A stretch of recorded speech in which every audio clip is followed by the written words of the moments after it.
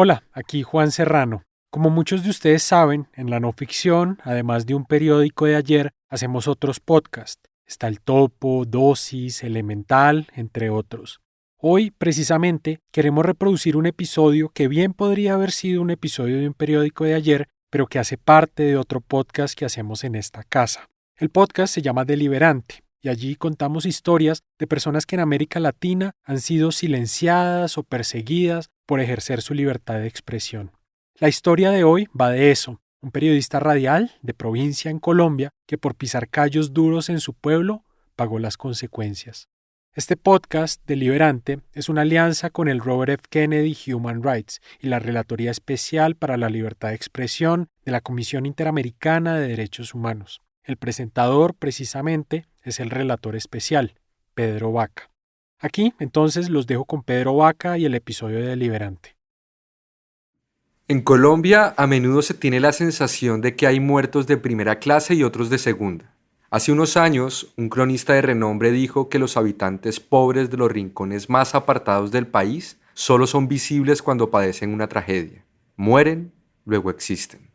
Bueno, y para confirmarlo, bastaría ver lo cerrada que es la lista de homicidios elevados a la categoría de crímenes de lesa humanidad. Allí figuran por lo general nombres de reputados políticos, procuradores y exministros, candidatos presidenciales y grandes defensores de derechos humanos. En fin, en su mayoría eran, digamos, personajes públicos, personas que aparecían en televisión y cuyas vidas eran reseñadas en los diarios. Sin embargo, hay unos cuantos nombres en la nómina que desentonan, como por ejemplo el de Nelson Carvajal Carvajal, hijo de un carpintero y de una ama de casa. Era un profesor y periodista que solamente andaba con su agenda y un bolígrafo, una mano abierta para saludar. Ella es Judith Carvajal, una de las hermanas menores de Nelson. Él estaba en la defensa de la gente, en la defensa de la comunidad en general, de los niños, de los jóvenes, de los padres, la familia. Él siempre ese era su objetivo, siempre en defensa de la gente. Entonces, pues cuando se emite una información veraz, pues ahí hay a unos que les gusta, a muchos que les gusta y a pocos que les disgusta. Nelson fue un periodista radial en Pitalito, un municipio al sur de Colombia a unas 10 horas en carro desde Bogotá. Al aparecer su nombre al lado de magnicidios, uno no puede sino preguntarse cómo es que el asesinato de un periodista de provincia, sin apellido de abolengo y alejado de las esferas del poder nacional, logró hacerse un lugar dentro de la reducida lista de crímenes de lesa humanidad.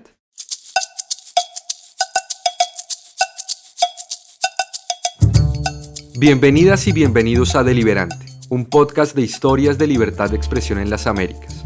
Soy Pedro Vaca, relator especial para la libertad de expresión de la Comisión Interamericana de Derechos Humanos.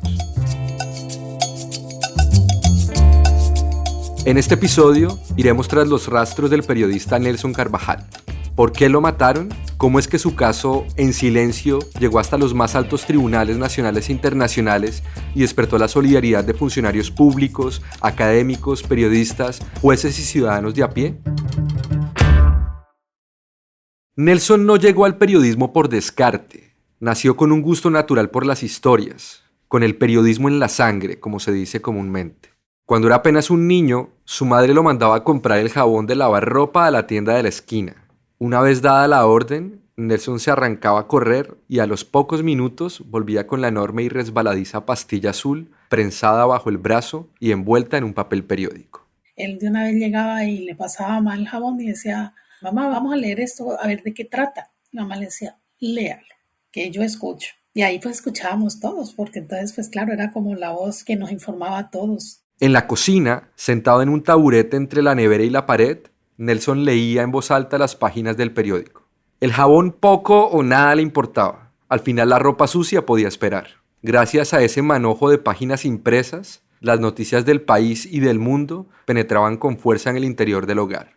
El universo se agrandaba. Por eso a Judith no la tomó por sorpresa mucho tiempo después la decisión de su hermano de encaminar su vida por las sendas del periodismo. Cuando ya terminó la normal, él me decía: ¿será que yo puedo hacerle al periodismo? Yo le dije: hombre, pues ya estaba haciéndole ya desde hace tiempos aquí en casa, pues ahora exteriorízalo.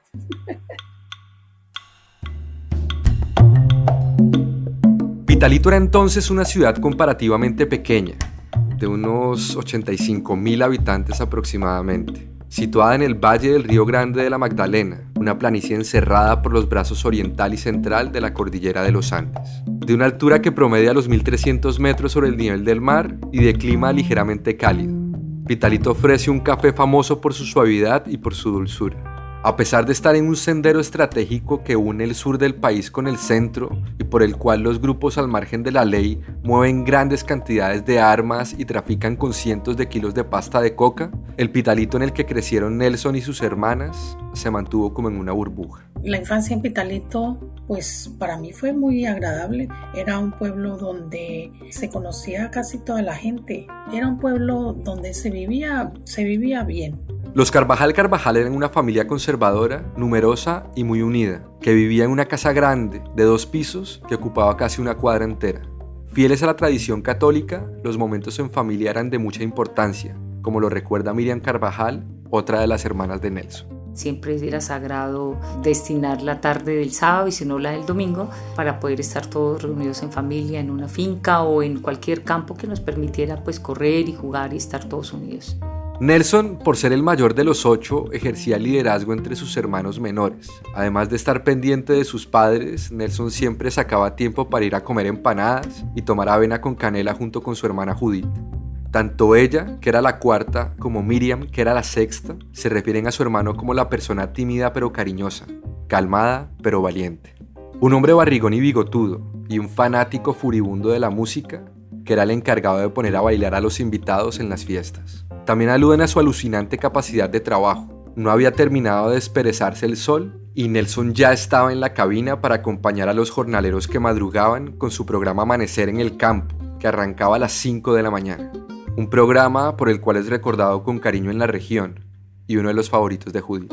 Me gustaba cómo comenzaba: levántese, levántese, don José, levántese, que ya es hora, venga, deja la cama, deja la manta, levántate.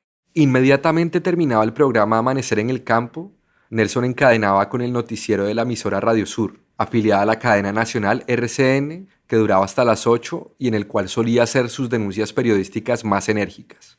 A esa hora volvía a casa y desayunaba junto con los otros miembros de su familia que habían escuchado el noticiero. Porque claro, los más fieles seguidores de Nelson eran sus hermanas y sus padres. Tras la breve pausa, Nelson se dirigía de nuevo al estudio, donde escribía la edición del noticiero del mediodía y que leería uno de sus colegas. Volvía de nuevo a la casa para almorzar a toda prisa y poder dedicarle la tarde entera a su otra pasión, la enseñanza. Nelson, en efecto, había construido con sus propias manos, pegando ladrillo tras ladrillo, el Colegio Los Pinos, donde dictaba clases.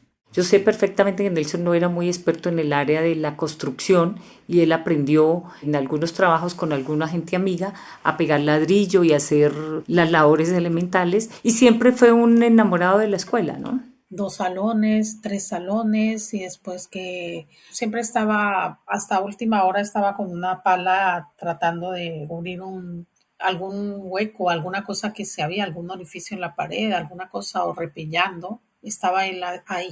Entonces, esa escuela prácticamente la hizo él, ¿no?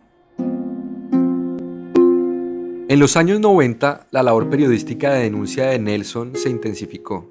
Al aire acusaba con nombre propio a los funcionarios que cerraban negocios turbios por debajo de la mesa y a los privados de bolsillos largos que se tragaban la plata de los fondos públicos. A la etapa final de señalar con el dedo los actos ilícitos de la administración, la precedía una larga cadena de pasos que Nelson se tomaba muy en serio. Como el que observa, ve, claro, observa, tiene la información, la analiza, busca la fuente, los medios para comprobarla y después ya la hace escrita y después la saca al aire a través de la radio. Al ver cómo los políticos locales se disputaban el presupuesto como rebanadas de un pastel, Nelson decidió enfrentarlos no solo desde el micrófono, sino también desde el campo institucional. En 1992 se lanzó al Consejo Municipal y salió elegido, pues los votantes creyeron en su honradez y en su ética sin grietas. Desde el Consejo, como desde la radio, Nelson denunciaba los actos de corrupción de la administración. Para despejar dudas, consultaba primero por teléfono con su hermana Miriam, quien se había radicado en Bogotá para estudiar las carreras de periodismo y derecho. Me llamaba y me decía: Miriam, estoy averiguando esta noticia, ¿podemos difundirla así? Y yo: cuidado con las pruebas, siempre es necesario estar respaldado probatoriamente, pues para evitarnos injurias o pronto calumnias, que es lo más constante cuando se ejerce la actividad periodística. Según relatos de sus colegas, Nelson era un reportero que nunca hizo una aseveración al aire que no pudiera probar. Un periodista que, grabadora en mano, iba a los lugares a averiguar qué había pasado. No era un periodista de escritorio, en parte porque consideraba el periodismo como una función pública, que si no le ayudaba al ciudadano del común para tomar mejores decisiones, entonces estaba traicionando su razón de ser. No descansaba en su empeño por proteger lo público, y ese mismo talante lo empujó para hacerse reelegir concejal en el año 1995. Pero Nelson no solo se dedicaba a denunciar corruptos, se le había metido en la cabeza la idea loca de enseñarle a sus oyentes las más hermosas virtudes cristianas. De manera que en febrero de 1997 lanzó junto con Judith el programa Civilización del Amor, inspirado en el concepto del Papa Pablo VI. Este programa fue creado con la idea de llegarle a todas las partes de las familias y a los jóvenes también, a todo. Fue bonito porque fue como en cierta forma llevar el aprendizaje de la familia hacia las demás familias. En él, Nelson y Judith, ayudados por otros participantes entre los cuales estaba el hijo de Judith, trataban temas morales, sociales o filosóficos a partir de un pasaje de las Escrituras. Era una manera de reflexionar sobre valores como la tolerancia, la humildad, el perdón o la justicia, como en esta grabación.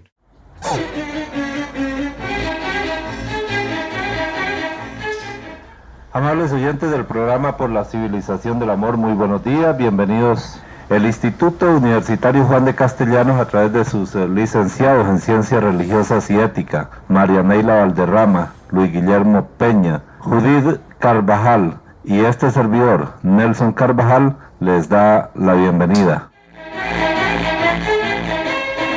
Nuestros oyentes preguntan: ¿puede la vida ser realmente justa? ¿Qué elementos pueden ofrecer ustedes a través del programa Por la Civilización del Amor para tratar la justicia como valor principal en el proceso de construcción de la civilización del amor? Cuando despuntaba el año 1998, Nelson comenzó a mostrarse agobiado, cansado. Decía que quería dejar Pitalito, pero ello no suponía abandonar su tarea periodística. Al contrario, denunciaba con renovado ahínco las irregularidades de altos funcionarios que, según él, se amangualaban con empresarios de la región para saquear el erario. A pesar de su empeño, sus denuncias parecían no recibir eco en las autoridades. Además de la sordera de los entes de control, Nelson debía sentirse preocupado por la violencia extrema que los periodistas en todo el país estaban sufriendo. De acuerdo con los datos recopilados por el Comité para la Protección de Periodistas, en 1997, Colombia ocupó el segundo puesto en la lista mundial de periodistas asesinados. Al año siguiente, Colombia empeoró su registro, convirtiéndose en el lugar más mortífero para la prensa en el mundo. Entre los victimarios había de todo: guerrillas, paramilitares, delincuentes de poca monta, bandas de sicarios al servicio de capos de la droga, agentes del Estado. Todos ellos le habían declarado una guerra brutal a los periodistas independientes y críticos. Nelson quiso, tal vez en algún momento en que ya estaba sofocado, tal vez por el mismo ejercicio periodístico, en una actividad directa de denuncia frente a todas las irregularidades que él advertía o que la gente le compartía, Nelson ya quería estudiar Derecho. Casado y con 3 hijas, Nelson no podía cambiar de oficio de la noche a la mañana, de manera que siguió denunciando actos ilícitos a través del micrófono. En enero de 1998, ya sin un asiento en el Consejo de Pitalito, destapó un escándalo de gran calado. La alcaldía había comprado un predio para la construcción de un supuesto parque ecológico por un precio mucho más elevado del que aparecía en el catastro. La denuncia caló en los oyentes, aunque no en las autoridades, y mucho menos en los implicados. Uno de los hermanos de Nelson cuenta que por esos días se topó con el alcalde, quien le mande saludos al hijueputa de su hermano Nelson. Unos meses más tarde, el jueves 16 de abril de 1998, como todos los días laborales, volvió a la casa a eso del mediodía para almorzar. Judith lo notó muy apurado. Ella misma recordó que por la mañana en el noticiero su hermano se había referido a las amenazas recibidas por las personas que estaban denunciando los malos manejos del gasto público. Aquí de nuevo Judith, aunque aclaro, la textura del audio cambió un poco. Me llamó mucho la atención eso. En el momento instante yo pensé, ¿por qué no dice, yo estoy amenazado de muerte? Porque es lógico, él denunciaba eso en la radio, como había otra gente que también lo denunciaba, pero él era el que denunciaba públicamente eso en la radio. En el almuerzo, Judith solamente atinó a pasarle un jugo de tomate de árbol que Nelson se bebió de un sorbo. Luego, apresurado por no llegar tarde a dictar su clase, se trepó en su moto y se dirigió al colegio Los Pinos, del cual ya era director. Judith, entre tanto, se fue a su trabajo. Cuando volvía a su casa, al atardecer, apenas unos minutos después de las 6, Judith se tropezó con su papá, que caminaba con mucha prisa acompañado de Fernando, uno de los 7 hermanos de Judith, y de Cristian Camilo, el hijo de 11 años de esta. Los 3 traían una cara como si vinieran de ver un fantasma. Y entonces yo dije, ¿pero qué ha pasado? Entonces mi hermano Fernando me hizo la seña que a Nelson parecía que sí, como llevándose la mano al cuello. Un gesto mundialmente reconocido, el pulgar que se desliza horizontalmente a través del cuello. Yo me fui a la escuela y claro, llego, lo veo ahí, tirado, ensangrentado, la gente toda a los lados, todo el mundo amontonado ahí. Y entonces, claro, yo grito, yo trato de cogerlo y ponerlo en un taxi que había ahí al lado, pues con la esperanza siempre de que estuviese vivo para salvarlo. Cuando Judith, delgada, se esforzaba en levantar el pesado cuerpo agujereado de Nelson para encaramarlo a un taxi y llevarlo al centro de salud, otro de sus hermanos la agarró del hombro y le dijo entre dientes con voz de queda: No, Judith, déjalo, que ya está muerto.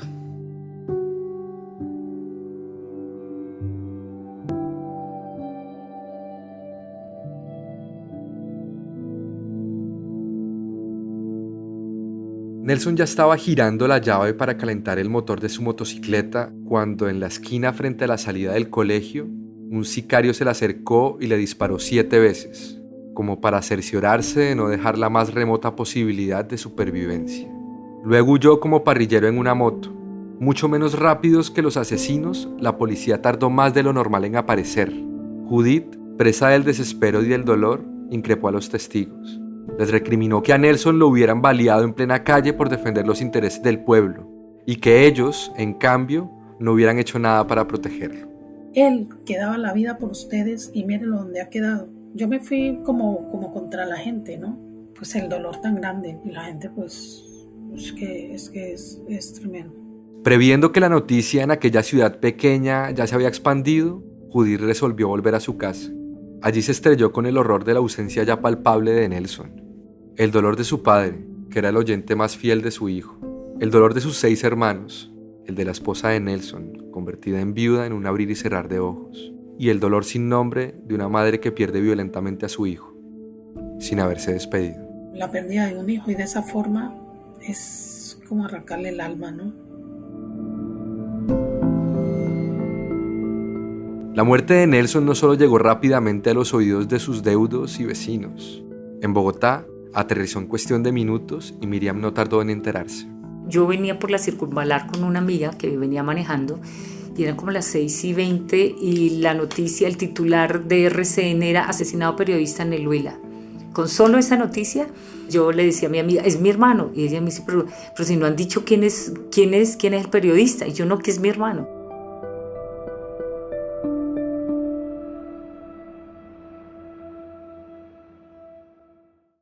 Miriam tomó en caliente la decisión de ir a Pitalito lo antes posible y reunirse con sus familiares. Al llegar, encontró a sus padres hechos unos escombros a causa de las lágrimas. La casa, que era muy grande, parecía no serlo lo suficiente como para alojar tanto dolor. Los restos del periodista acribillado quisieron velarlos las autoridades en capilla ardiente en uno de los recintos de la alcaldía, pero en calidad de vocera autorizada de la familia, Judith rechazó de tajo esta petición. De aquí no se lo llevan, lo dejamos que él ha estado con el pueblo y el pueblo está aquí y la gente que quiera que venga aquí. Así que los homenajes y el sepelio tuvieron lugar al aire libre, para que todos los que quisieran rendirle tributo a Nelson pudieran hacerlo sin mayores obstáculos. El entierro atrajo a cientos o miles de hombres y mujeres, trabajadores, profesores, jóvenes alumnos, colegas periodistas, colegas profesores, amigos, vendedores ambulantes, burócratas, tenderos, albañiles, campesinos, ebanistas, artesanos. Nunca había visto tanta gente en un sepelio, muchísima gente. Fue impresionante. Fue muy, muy sentido, mucha solidaridad, mucha solidaridad, mucha gente.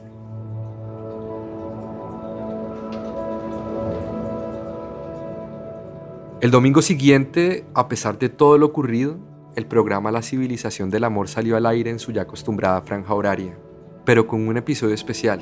Lo planeó Judith, cuya voz no apareció. Yo no quiero hacer el programa, quiero que lo haga la gente. Judith optó por un mosaico de voces en honor a su hermano. Entonces la gente llamaba, la gente daba el mensaje, hablaba de Nelson, daba el mensaje, bueno, pero ¿tú qué le aprendiste? Entonces era como, no, pues yo le aprendí tal cosa o recuerdo tal cosa, eran mensajes cortos. Yo pues tenía el dolor tan grande que dije, bueno, se ha ido, pero la enseñanza de él va a seguir aquí. Tras unos días de duelo junto a sus familiares, Miriam retornó a Bogotá. Judith se quedó en Pitalito, a la cabeza del programa que había fundado con Nelson. Aunque trataba de sobrellevar el dolor, este era inmenso y se colaba en sus conversaciones íntimas con Dios. La parte del Padre Nuestro, esa parte donde dice perdona nuestras ofensas, como también nosotros perdonamos. En ese tiempo yo no podía decir eso. Yo al principio me lo saltaba. Después, al poquito tiempo, yo dije, no, yo voy a decirle que me ayude a perdonar a los que nos ofenden, ¿no? Porque yo no había perdonado y no podía decir una mentira en el mismo Padre Nuestro, ¿no? Sin tiempo para tramitar su duelo, Judith comenzó a investigar por su cuenta. Trataba de localizar testigos, escarbaba en los folios para encontrar algún documento, el que fuera, que le permitiera jalar la pita para dar con el paradero de los responsables. Ya ponía en duda la buena fe del Estado en la investigación, pero todavía guardaba un hilo de esperanza en que el Estado se espabilara. Uno con esa cosa de que cree en la justicia, como Nelson murió creyendo en la justicia. Pero muy rápidamente advirtió la enorme cantidad de errores cometidos por las autoridades en el recaudo de las pruebas físicas, en el tratamiento del cadáver en la morgue y en la conducción general de la investigación. Los investigadores se basaban en la hipótesis según la cual la entonces guerrilla de las FARC había ordenado su asesinato. A Judith eso le parecía una idea descabellada, pues Nelson nunca tuvo pleitos con la guerrilla y la guerrilla a su vez respetaba a Nelson por sus denuncias, pese a ser un periodista conservador. Además, las FARC, siempre muy rápidas en admitir sus fechorías, nunca reclamaron la autoría del crimen. De modo que Judith siguió en sus pesquisas. En retaliación, desconocidos con quienes se topaba en la calle la ponían sobre aviso. No busque más a su hermano o terminará como él, le decían. Con ella, los bandidos innovaron y las llamadas no eran las típicas llamadas telefónicas amenazantes. Como Judith tenía un hijo pequeño, apretaron ahí, donde podía doler más. Es una cuestión como para hacerle a uno tanto miedo que llegan y colocan una grabación de un niño llorando, mami, no me mate, mami. Las cosas se pusieron todavía más calientes y un día una mujer joven tocó el timbre de la casa. Buscaba a Judith. Yo iba a salir y entonces entra corriendo mi hijo y el niño me dice, mami, no salga porque en la puerta hay un muchacho que tiene una chaqueta y yo le he visto que tiene una pistola, mamita, no salga, no salga. Los asesinos de Nelson estaban dispuestos a hacer todo lo que estuviera a su alcance con tal de echarle tierra al asunto y ponerle palos en las ruedas a las investigaciones. Para salvar su vida y la de su hijo, y para proteger al resto de su familia de otras posibles represalias, Judith se acogió el 15 de abril de 1999, un día antes del primer aniversario del asesinato de Nelson, al programa de protección de testigos de la Fiscalía. Este, más que un programa, es una desesperada medida de última instancia que consiste básicamente en recluir a la persona en una casa fiscal el tiempo que sea necesario. O sea, para preservar la vida, a la persona tienen casi que borrarla de la vida, que nadie sepa dónde está, que nadie pueda encontrarla, que nadie se acerque a ella. Fue en un apartamento estrecho, en medio de la eterna llovizna bogotana, sin posibilidad de salir y sin recibir visitas, que Judith y su hijo fueron confinados. De día se mostraba fuerte frente a su hijo, quien extrañaba a sus amigos, a sus abuelos y a su tío Nelson. Ya por la noche cuando él dormía, pues entonces yo lloraba mucho porque entraba todo, ¿no? Como esa cuestión de le quitaron la vida a mi hermano y no solamente le quitaron la vida a mi hermano, sino que me quitaron a mí también la familia. Como cabía la sospecha de que las líneas estuvieran interceptadas por los asesinos de Nelson, la familia Carvajal no utilizaba teléfonos para comunicarse.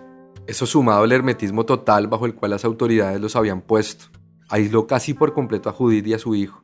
Ni siquiera Miriam, que vivía en Bogotá, se enteró de la migración secreta de su hermano. Yo supe mucho tiempo después de que Judith estaba en Bogotá y se había acogido al programa de protección de testigos. Nunca vi a Judith en Bogotá después del homicidio de Nelson. 6 meses después, Judith y su hijo salieron rumbo al exilio a un país que todavía hoy, por motivos de seguridad, no se puede develar.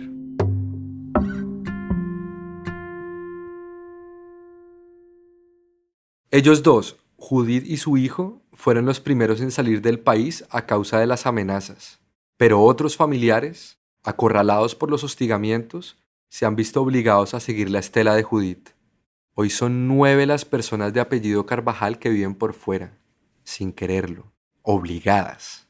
Y es que en estos últimos 20 años, cada vez que un fiscal mínimamente diligente quiere mover el caso, las amenazas vuelven a salir a flote.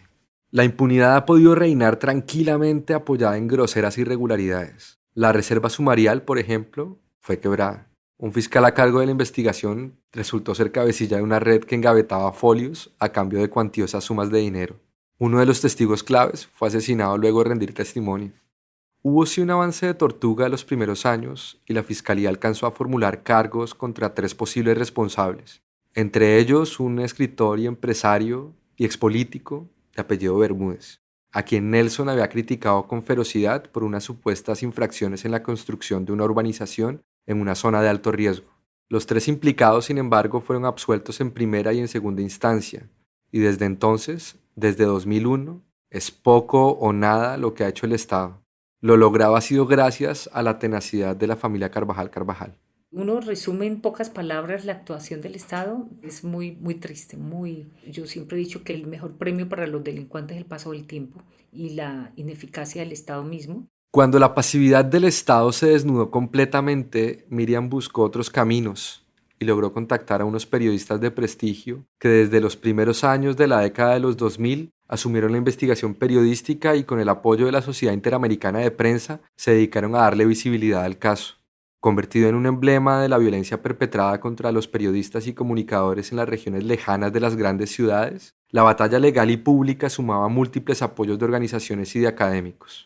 Tras agotar recursos internos, el caso llegó a estrados internacionales gracias al esfuerzo de la familia y el acompañamiento de organizaciones de derechos humanos y libertad de prensa. En marzo del 2018, finalmente, la Corte Interamericana de Derechos Humanos condenó a Colombia por la muerte del reconocido periodista Nelson Carvajal.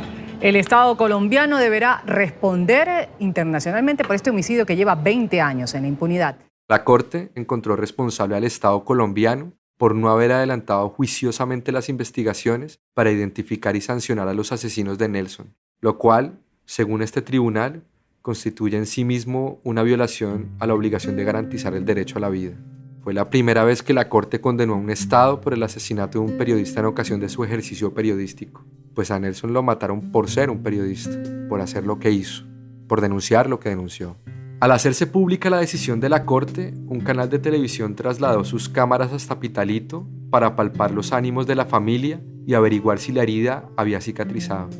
Jairo Carvajal, que desde hacía varios lustros prefería guardar silencio sobre el asesinato de su hijo, concedió sin embargo una breve entrevista. Con los párpados entornados y su cansada mirada clavada en el piso, respondió a la pregunta de cómo recordaba a su hijo. Y muy servicial a la gente. Eso sí, era muy servicial. Le tocaba trabajar muy duro. Te costaba tarde y madrugaba. A veces dejaba el almuerzo servido. Entre muchas otras cosas, la Corte ordenó al Estado resarcir a la familia, brindarle apoyo psicológico a quienes lo necesitaran y realizar un acto público de reconocimiento. Este tuvo lugar un año después en Cartagena de Indias, durante la reunión de medio año de la Sociedad Interamericana de Prensa, y contó con discurso de apertura del presidente de la República, Iván Duque. Venimos hoy, como Gobierno Nacional, con la presencia del Alto Consejero para los Derechos Humanos, a rendirle tributo a Nelson Carvajal. 21 años después de ese miserable crimen. A la ceremonia asistió toda la familia, incluidos quienes vivían en el exilio. Hace casi 2 décadas que no se reunían el clan entero de los Carvajal Carvajal. Una alegría grande y pues también el llanto, ¿no? Pues el encontrarse otra vez fue muy bonito. Ese fue un momento muy especial porque papá y mamá, pues imagínate la dicha de volver a tener a todos otra vez cercanos después de 20 años. Eso fue un momento muy especial. Más allá de la felicidad de dicho reconocimiento público, flotaba dramáticamente en el aire la inminente prescripción de la investigación penal. Así que la familia, liderada por Miriam y con la asesoría legal de organizaciones internacionales y nacionales, decidió elevar una petición para que el crimen fuera declarado de lesa humanidad, lo cual se traduciría en la imprescriptibilidad de la acción penal. La ley colombiana contempla 20 años para la investigación de un homicidio. Una vez transcurrido ese lapso, se cierra la investigación. Por el contrario, un crimen de lesa humanidad jamás prescribe, y el Estado cargará siempre, pase el tiempo que pase, con la obligación de investigar y sancionar a los culpables. La familia cantó victoria en diciembre de 2019, cuando un tribunal les dio la razón al encontrar que el asesinato de Nelson Carvajal Carvajal había hecho parte de una arremetida sistemática contra periodistas colombianos. Con agrado, Miriam recuerda una ocasión en la que un grupo de jueces le manifestó la felicidad del gremio por dicha declaratoria. Aquí no, el que muere no es un político connotado, ni un periodista de gran talla nacional, ni un hombre de talla internacional, sino es un hombre de provincia, es un ciudadano común y corriente que se dedicaba a denunciar y a hacer periodismo de una manera objetiva. Entonces lo veían como un logro y lo advertían en ese sentido, ¿no? Es el ciudadano común y corriente que cambia un poco la historia de lo que ha sido las declaratorias de lesa humanidad. En febrero de 2022, la Corte Suprema de Justicia ordenó la revisión de la sentencia absolutoria del empresario Bermúdez, sin vincular de nuevo a los otros 2 sujetos absueltos. El caso de Nelson se ha convertido en un símbolo de la tremenda y desproporcionada violencia que en Colombia se ha ejercido y todavía se ejerce impunemente contra hombres y mujeres que han incurrido en la locura de oponerse a los corruptos y a los violentos. Los reconocimientos tardíos pero bellos, la gratitud y la solidaridad recibidas y el ineludible paso del tiempo han ayudado a sanar la herida. Todavía le produce escozor hablar del asunto, pero por lo menos Judith ya es capaz de recitar el Padre Nuestro sin cambiarle las palabras. Con un corazón tranquilo, un corazón en paz, porque creo mucho en Dios. Para mí, pues el perdón es básico para la armonía y para poder sentir el aire, ver la sonrisa, ver como ese espíritu bueno que hay en la gente. Quizás la tarea más urgente, sin desmedro de proseguir con los imbrincados procesos jurídicos, sea mantener vivo el recuerdo de Nelson Carvajal Carvajal, un periodista y educador nacido en Pitalito en agosto de 1961 y muerto a tiros en abril de 1998, también en Pitalito, a los 36 años y 8 meses de edad, al pie de la escuela que él mismo había construido, una escuela que hoy, en su memoria, en celebración de su vida y en condena de su muerte absurda, lleva su nombre. Y queremos conocer también las preocupaciones de la gente que trabaja, de la gente que desempeña alguna actividad, de la gente que construye la civilización del amor cumpliendo con su trabajo, haciendo un trabajo bueno, haciendo un trabajo que gusta. Todo esto lo queremos destacar en la sección. ¿Y tú qué haces?